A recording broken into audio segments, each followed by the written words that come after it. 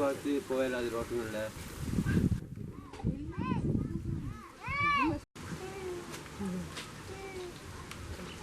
Hello sir, இப்போ பேசலாம் sir.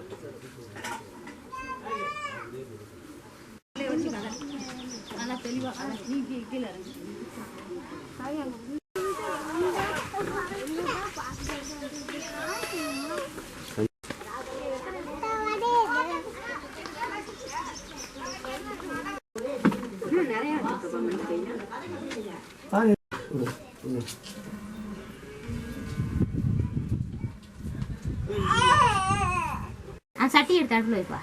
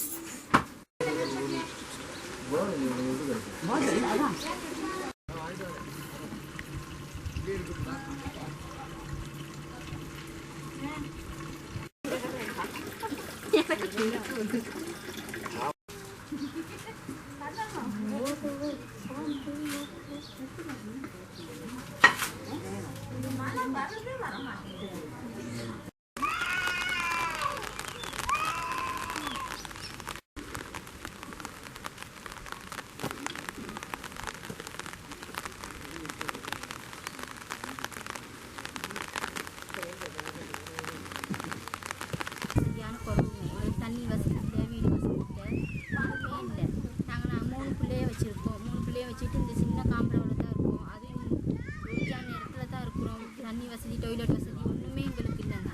நாங்கள் வேலைக்கு போயிட்டு வந்தாலும் தண்ணி இல்லைங்க எங்களுக்கு. வீட்டில் இருந்தாலும் தண்ணி இல்லை. தண்ணிக்கு சரியான கஷ்டப்படுறோம். ஏன்னு கேட்டால் தண்ணி வசதி அறவே இல்லை எங்களுக்கு. தோட்டத்தில் எதுவுமே இல்லை. வீடு இல்லாமல் இந்த கூலிக்கு தான் ஒரு வீடு வாங்கியிருக்கோம். அதுவும் 1 மாதத்துக்கு தான் கொடுத்துருக்காங்க. அந்த 1 மாத சிண்டக்கைக்கு நாங்கள் என்ன செய்யறதுன்னு தான் எங்களுக்கே தெரியலை. நான் அவுட் மேக்கணக்குலேருந்து பேசுகிறோம். இது வந்து என்னோட அம்மா, இது கண்ணு தெரியாது. நாங்கள் 4 பேர் இதுக்கு இருக்கிறோம். நாங்கள் வந்து இதை பார்த்துக்கிறதா, வெளியில் போயிட்டு சம்பாதிக்கிறதா எங்களுக்கு தெரியாது. எங்களுக்கு வீடு வசதி ஒன்றும் இல்லை. இதை விட்டுட்டு போகிறதுக்கு கூட எங்களுக்கு சரியான ஒரு இது இல்லை, கரண்ட் இல்லை. இது கண்ணு தெரியாது. ரோட்டு காட்டுக்கு போகணும். இதுக்கு பாத்ரூம் இல்லை. இது போயிட்டு 4 அடி தூரத்தில் வெளியில் போயிட்டு இது பண்ணுறதா இருந்தாலும் யாரும் எல்லாம் சொல்கிறாங்க, ரோட்டு காட்டில் துரமார் ஐயாமார் போனாலும் ஐயாமார் சொல்கிறாங்க இங்கே இப்படியெல்லாம் செய்யக்கூடாது அப்படின்னு. ஆனால் அவங்க அது எந்த நிலைமையில இருந்து அந்த இடத்துல வந்து அது செய்யுதுன்னு அவங்களுக்கு தெரிய மாட்டேங்குது. அதனால் நாங்கள் ரொம்ப தயவாக கேட்குறோம். எங்களுக்கு எங்கள் வீடு வாசல், எங்களுக்கு ரோட்டு காடு, எங்களுக்கு பாத்ரூம், தண்ணி வசதியெல்லாம் செஞ்சு கொடுக்கணும்னு தாழ்மையோட கேட்டுக்கிட்டு. நோட் மேக்கனுக்குள்ள என் பேர் கலியபெருமாள் பூசாரிங்க. நாங்கள் இந்த தோட்டத்தில் எத்தனோ வருஷமாக நாங்கள் வாழ்ந்து எத்தனோ கணப்புள்ள துர மார்க்கெட்டில் நாங்கள் வீடு வசதியை கேட்டு நாங்கள் இந்த நிலவரத்தில் இருக்கோம். நாங்கள் 12 பேரும் இந்த 12 அடி காம்பரால தான் வாழ்ந்துக்கிட்டு இருக்கோம். இப்படியே சூழ்நிலையிலும் எத்தனையோ முறை நாங்களும் ஐயா மாதிரியும் துர மார்க்கெட்டையும் கெஞ்சி கேட்குறோம். வீடு வசதி கட்டி கொடுக்குற மாதிரி இல்லைங்க. இப்போ எங்கள் பிள்ளைகள்லாம் ஸ்கூல் படிக்குது. அதுகளும் பெரிய சிரமத்தில் தான் நாங்கள் கஷ்டப்பட்டு படிக்க வச்சு இப்போ எனக்கு ஒரு பொம்பளை பிள்ளை வயசுக்கு வந்துருச்சு. அந்த புள்ள விட்டு தேவையை கூட எங்களுக்கு ஒழுங்கான முறையில் செய்ய இயலாத காலகட்டங்களில் இந்த வீட்டில் இருந்து வாழ்ந்துக்கிட்டு இருக்கோம். இந்த 12 பேரும் பேர பிள்ளைங்க, நான், என் சம்சாரம், பிள்ளைகள் எல்லாம் ஒரே வீட்டில் தாங்க வாழ்கிறோம். நானும் மருமக எல்லாமே இந்த ஒரு வீட்டில் இருந்து எப்படிங்கிறதோட நாங்கள் இந்த வீட்டிலேருந்து ஜீவிக்கிறது எங்களுக்கு ஒன்றுமே தெரியாது. அதனால வேண்டி நீங்கள் எங்களுக்கு ஏதோ இந்த உதவிகளை செஞ்சு கொடுப்பீங்கன்னு உங்களோட வந்து நாங்கள் நோட் மேக்கணக்கில் தான் இருக்கோம். இந்த 10 அடி காம்பரால தான் எல்லாமே நடக்குது. தூங்குறது, படுக்கிறது எல்லாமே இதில் தான் இருக்குது. எந்த வசதி வாய்ப்பும் இல்லை. தண்ணி வசதி இல்லை, டொய்லெட் வசதி இல்லை, ரோட்டில் போக்குவரத்து வசதி இல்லை. நாங்கள் இப்படி தான் இருக்கிறோம். காலாகாலமாக இப்படியே தான் இருக்கோம். வர்றவங்களாம் எதுவும் நல்லது செஞ்சு தரேன்ட்டு ஏமாற்றிட்டு தான் போகிறாங்க. ஒரு நல்லது செஞ்சு கொடுக்குற மாதிரி இல்லை. 1945லேயே தான் இந்த லயங்கள் கட்டினது. அதுலேருந்து தான் வாழ்ந்துக்கிட்டு இருக்கோம். புள்ளக்குட்டியும் அதுலேருந்து தான் வாழ்ந்துக்கிட்டு இருக்குது. எந்த ஒரு வர்றவங்களும் முயற்சி பண்ணுறது இல்லை. முயற்சி பண்ணி எது சரின்ட்டு போகிறாங்க, சரக்கடி தாரம் அப்படின்ட்டு அவங்கவுங்க பேசாமல் போயிடுறாங்க. நான் ஒரு மேக்கணக்கில் நான் இருக்குனுங்க. என் பேர் பரமேஸ்வரிங்க. எங்களுக்கு வீடு வசதி உண்மையிலே சொல்ல போனால் வீடு வசதி எங்களுக்கு பத்தாது.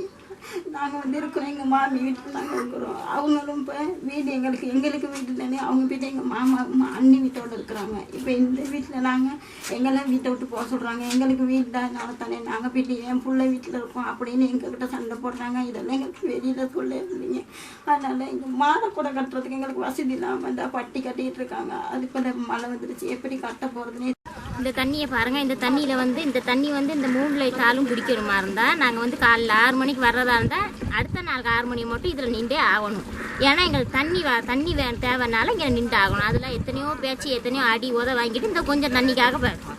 ஆனால் நீங்கள் எவ்வளவோ பெரியவங்களாம் நீங்கள் எவ்வளவோ பெரிய பாத்ரூம் இல்லை உள்ள பாவிக்கிற தண்ணி கூட எங்களுக்கு குடிக்கிறதுக்கு கிடைக்காம இருக்குது.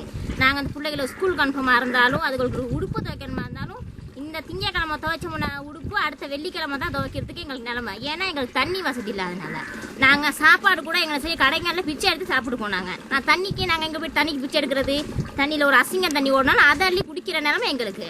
தயவு செய்து தண்ணியை பாருங்கள். இந்த தண்ணியில் இவ்வளோ பேர் நாங்கள் குடிக்கணுமா இருந்தால் அதுக்கு ஒரு நல்ல வசதி செஞ்சு தருவீங்க என்று நாங்கள் தாழ்மையோடு கேட்டுக்கொள்கின்றோம்.